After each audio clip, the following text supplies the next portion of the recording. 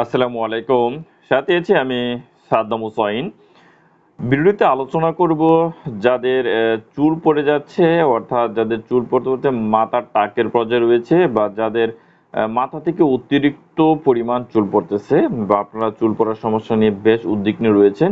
তাদের জন্য সুখবর হতে পারে যে ওষুধটি, সেই ওষুধটির নাম বায়োটেপ। এই বায়োটেপ ওষুধটি আপনার চুল পড়াটাকে রোধ করে এবং এই ওষুধটি সবচেয়ে বেশি ব্যবহৃত বা বহুল ব্যবহৃত একটি ওষুধ। বায়োটেপ সাধারণত কোম্পানির একটি ব্র্যান্ড নেম এবং এটা ট্যাবলেট আকারে পাওয়া যায়। যদি জেনেটিকে দেখি সেটার জেনেটিক হবে বায়োটিন এবং এই ওষুধটি সাধারণত ৫,০০০ মাইক্রোগ্রাম আকারে পাওয়া যায়। অর্থাৎ আপনার যে প্রতিটি ট্যাবলেট রয়েছে বায়োটেপের, সে বায়োটেপের প্রতিটা ট্যাবলেটে থাকে ৫,০০০ মাইক্রোগ্রাম। এবং যেটার নির্দেশনাটা যেটা বলেছিলাম যে যাদের চুল পড়ার সমস্যাটাকে দূর করে, অর্থাৎ চুল পড়াটাকে রোধ করে। এছাড়া এই বায়োটেপ ওষুধটি আর কি কাজ করে? যেমন বায়োটেপ ওষুধটি নিম্নলিখিত কিছু উপসর্গের কাজ করে, যেমন চুল পড়া।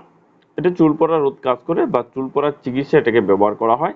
দ্বিতীয়ত হলো যদি দেখি সেটা হচ্ছে দুর্বল, নরম এবং ভঙ্গুর নখ। অর্থাৎ যাদের নখ খুবই দুর্বল রয়েছে বা যাদের নখ ভেঙে যাচ্ছে, সহজেই যাদের নখ ভেঙে যেতেছে তাদের এই সমস্যাটার চিকিৎসায় কিন্তু বায়োটেপ ব্যবহার করা হয়। এবং আরেকটা হলো একজিমা এবং চর্মরোগ। মানে যাদের চর্মরোগ অনেক দিন যাবৎ ভালো হচ্ছে না বা একজিমাটা ভালো হচ্ছে না, তারা কিন্তু এই বায়োটেপ ওষুধটিকে খেতে পারেন আপনার এই চর্মরোগটাকে ভালো করার জন্য। যদি বায়োটেপ ওষুধের একটু ফার্মাকোলজি দেখি, অর্থাৎ এই বায়োটেপ ওষুধটি কিভাবে কাজ করে। বায়োটেপের জেনেটিক বলেছিলাম বায়োটিন। বায়োটিন একটি প্রয়োজনীয় ভিটামিন যা ভিটামিন এস নামেও পরিচিত। এটাকে ভিটামিন এস নামে অনেকের কাছে পরিচিত রয়েছে এবং বিভিন্ন গুরুত্বপূর্ণ শরীরবৃত্তীয় কাজ তার মধ্যে রয়েছে, যেমন ফ্যাটি অ্যাসিড সংশ্লেষণ, অ্যামাইনো অ্যাসিড ক্যাটাবলিজম এবং গ্লুকো নিউজেনেসিস ইত্যাদির সঙ্গে খুব বেশি সম্পর্কিত। পাইরুভেট এবং এসিটাইল কোএর এনজাইমেটিকের যে কার্বক্সিলের, এটি একটি কোফ্যাক্টর হিসেবে কাজ করে।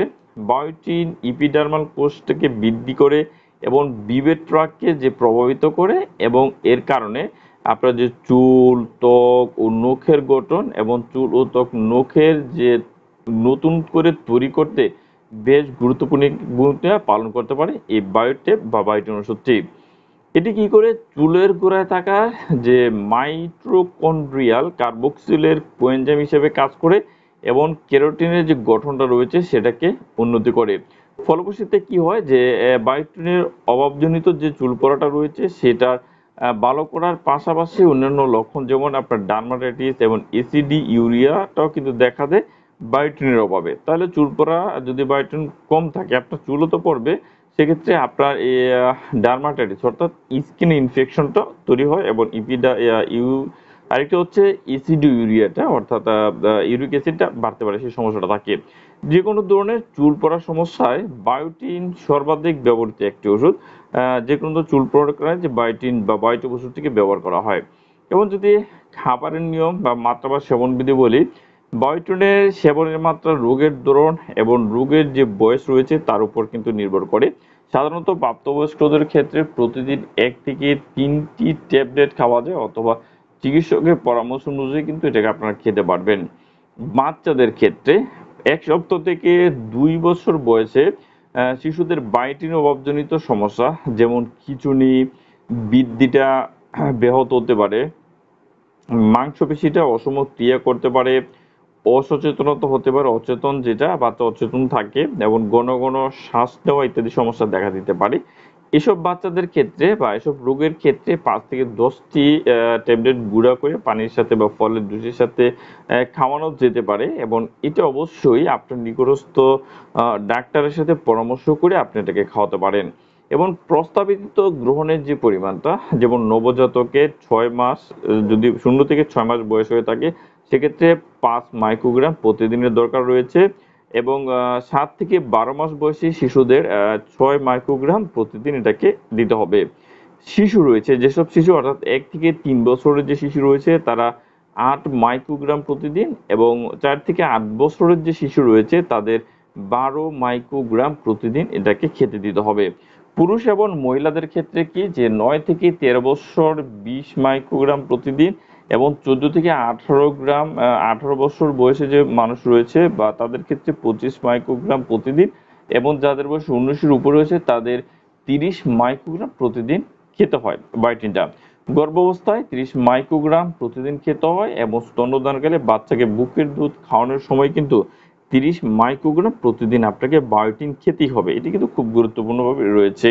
যারা নরমাল শরীর রয়েছে, যাদের কোনো রোগ নেই বা কোনো রোগের কারণে খাচ্ছেন না, তাদের নরমাল যে প্রস্তাবিত ডোজ বা মাত্রা আপনাকে প্রতিদিন এই পরিমাণ বায়োটিন আপনার শরীরের জন্য গ্রহণ করাটা খুবই গুরুত্বপূর্ণ। ওষুধের সাথে মিতক্রিয়া বা অন্য ওষুধের সাথে কি ধরনের পার্শ্ব প্রতিক্রিয়া বা ইন্টারেকশন করে? অ্যান্টিকনভালসেন্ট ওষুধ সময়ের যে রক্তরসে বায়োটিনের যে মাত্রাটা সেটাকে কমিয়ে দিতে পারে।